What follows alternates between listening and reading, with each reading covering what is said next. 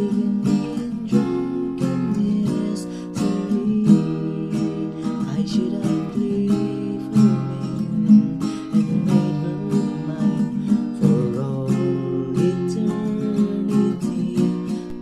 Welcome back ulit guys. Turo ko yung Heaven Knows by Orange and Lemons. Pero bago yan, huwag natin kalimutan na maglagay ng kapos sa ika-4 na fret. At siya nga pala dun sa nag-request ng This I Promise You by InSync. Yung link niya nilalagay ko sa description. Nasa baba guys, tingnan nyo na lang. This I Promise You. Sigurado matututunan nyo yan. Okay, balik tayo sa Heaven Knows. Meron tayo nadidinig na ganito. Yun, balang gagawin natin doon. Yung unang chord dyan ay F major 7. Yung F major 7, di ba 2, 3, 4 na string, ganito. Yan, then yung fret niyan magkakasunod din 1, 2, 3. Yun, F major 7 position yan. Pero dinagdag ko tong second string, third fret. Yung hililit ko yung ginamit ko. Ganyan. Ganyan na ganyan lang. Pero pwede naman na naka-remove yung hinduturo dyan, di ba? Pero i-determine na rin natin para mas sanay yung inyong daliri. Kasi itong F major 7, gagamitin din natin to mamaya. Instead na mag-F tayo, ay F major 7 yung gagamitin natin. Okay. Ganyan position, di ba? Ganito ang gagawin nyo.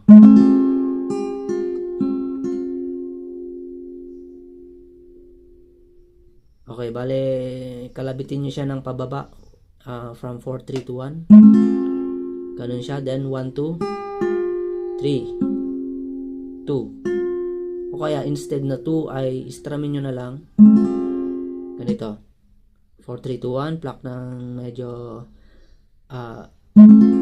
yan, ganun siya. Parang strum din, di ba? Pero parang plinak din natin siya ng pababa na dinidiin natin kinakalabit yung 4, 3, 2, 1. Then 1, 2, 3, then ganun ulit, strum pababa na parang pluck.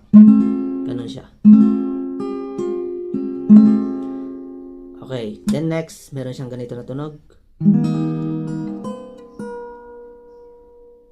Ginagawan ko lang siya ng chord guys ha. Optional yan kung dediretso na kayo dun sa part ng strumming, yung ganito. Yan, pero mas maganda kung meron tayong ganun para mas kompleto, di ba? Okay, next doon ay C position yan, ganito. Yan, strum ko siya ng down, then yung hinilit ko, dinagdag ko sa first string ng third fret, yan. Ganito siya. Okay, yung first string, third fret, to fourth fret, babalik sa third fret. Yan, first string lang, ganito. Okay, balik tayo sa F major 7. Then C. Okay, next chord dyan ay tawagin natin itong E flat. Parang D position siya. Ganito yung D position, di ba? 1 fret higher lang siya. Yan. Then, itong tatlong string lang, 3, 2, 1 yung inyong i-strumin dyan. Yan, E flat yan, E flat. Then, babalik sa G. Pero yung G natin dito, dalawang string lang, yan. First string, di ba? Nakapindot na yan. Di ba ganito yung E flat? Then G, yan, naiwan yung middle finger. Bali, yung hintuturo nyo na lang yung gamitin nyo pang pindot sa base ng G. Yan. Okay, ulitin natin from F major 7. And C. E flat, isang strum lang ng ganon. Then G. Okay, isa pa guys, ulitin natin bago tayo pumasok sa second part ng intro. Medyo dramatic siya, di ba? Then C. E flat, G. Then yung next part ng intro, yung mag-strum na siya, di ba? Pero may nag-a-adlib na parang ganito yung maririnig nating tunog. Meron siyang ganun, di ba? Pagsasabay natin yon. Okay, pagsasamahin natin. Okay, yung unang chord dyan, C major 7. C major 7, parang siya, nakaalis lang yung hintuturo. Ganyan. Strumin natin ng isang down. Then 3-4, kalabitin natin 3-4. Next, nakalabit 1-2. Ganun sa part ng C major 7. Isang strum ng down. 3-4. 1-2. Patungong F major 7. Ganito. Yun, ini-strum natin dito sa part ng F major 7. Ganito ang pag-strum. Down, up, down, up, down, down, up. Ganun siya. Then, babalik ka ulit sa C major 7. Ulitin nyo yan. Nakikita nyo dyan guys, C major 7, F major 7, 3 times yan, di ba? Okay.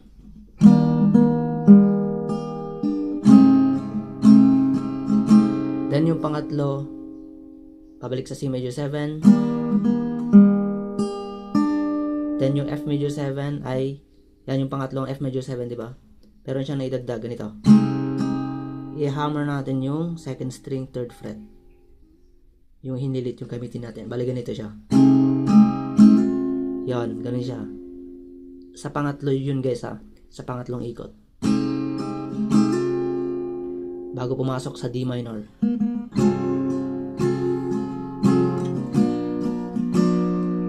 Yan, bago tayo papasok sa D minor ay ganito. Kalabitin natin yung third string ng open. Dalawa na medyo mabilis ganito. Ganun lang. Open na dalawang kalabit sa third string. Then, mag-normal D minor na kayo. Then, G. There are times. Papasok na dun yung verse niya. Kaya ulitin natin. Pagsamahin natin lahat ng intro.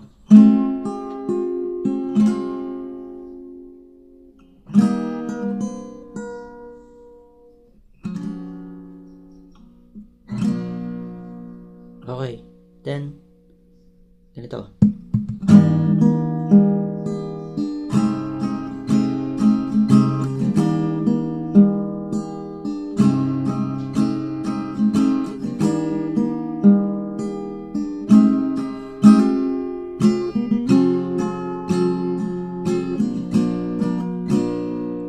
Optional yan guys kung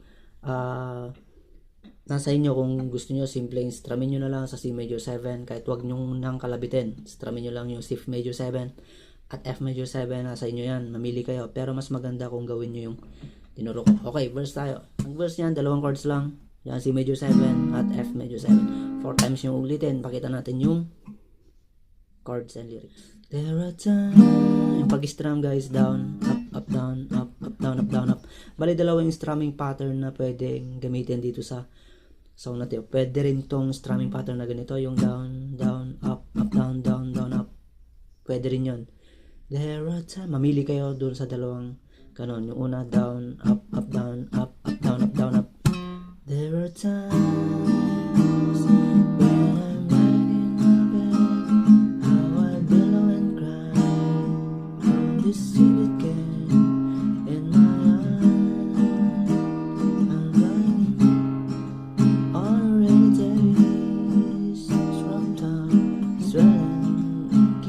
ganun lang, di ba? Bali 4 times yung ulitin. Ulitin natin. There are times when I'm lying in my bed, how I feel and cry from this stupid gaze in my eyes. I like green shields on a rainy days. Almost rock down, sweating, let's keep on. Then, magre-refrain na siya. Ganito yung refrain. Digging my face. Digging my face in these cold hands of mine. Heaven knows how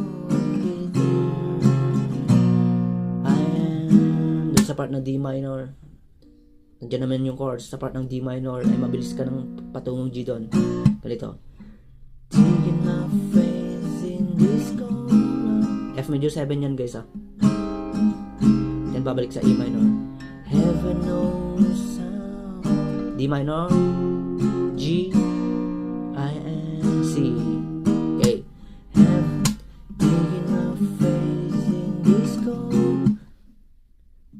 Digging my face in this cold hands of mine. Heaven knows how with you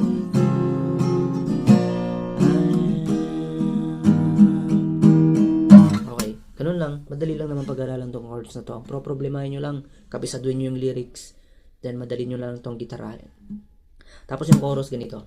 Cause this angel was flown away from me. Drunken misery.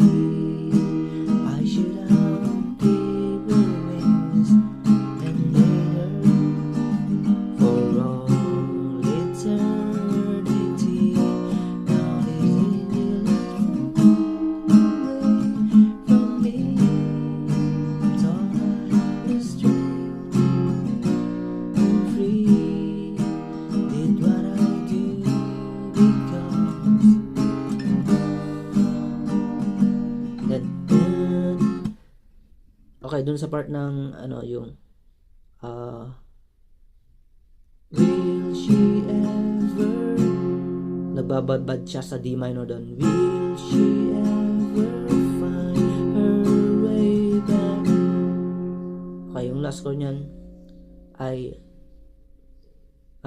C sharp. Dito tayo mag C sharp guys, para hindi kayo mag bar chord, para hindi kayo mahirapan.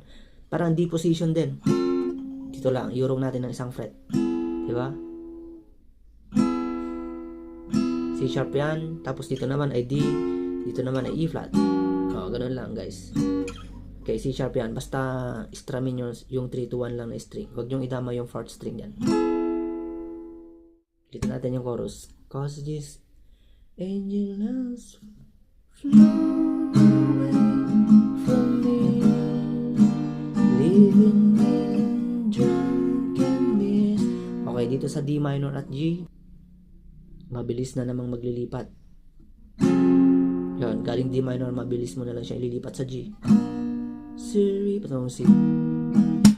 Ulitin natin. Cause this angel was flown away from me, leaving me in drunken misery. I should have given her wings and made her mine for all eternity. Ang ginagawa kong strumming pattern dito guys ay yung down, down, up, up, down, down, down, up. Then ulitin natin yon. Babalik sa F major 7. Now this angel has flown away from me. Thought I had a simple and go free. Did what I do because I love her so. Will she ever find her way back? C sharp. Home to me. Then babalik ka sa interlude niya. Ang interlude niya ay C major 7, F major 7, D minor, G. Yan, diretso yun ng second verse na guys. Yung, ulitin nyo lang yung mga chords sa unang verse kanina. Yung I'm tired, I'm so tired, yun. Tapos ulitin nyo yung chorus niya. Pagkatapos ng last chorus niya guys ay yung outro na.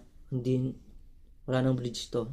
Bali, tuturo ko na lang yung dagdag dun sa last chorus niya ay yung parang outro niya. Okay, tugtugin natin yung second chorus. Bale, tapos na yung song dito. Pag nakanta na yung second chorus niya ay tapos na yung song. Cause this angel has flown. Cause this angel has flown away from me, leaving me in drunken misery. I should have given wings and made her mine for all eternity. From me, thought I was her free. Did what I do because I love her so. Will she ever find her way back? C sharp. Home to me. Then C major 7. Tapos ito na yung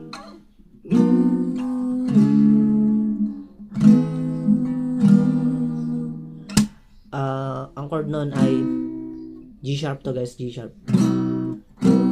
Then B flat minor dito, parang B minor position siya. Then F minor. Yung yung F minor guys ay naka F siya, alisin nyo lang yung gitnang daliri. Then magtatapos sa C major 7. Will she ever find her way back home to me? C major 7. Then G sharp. Dito sa 4th fret guys.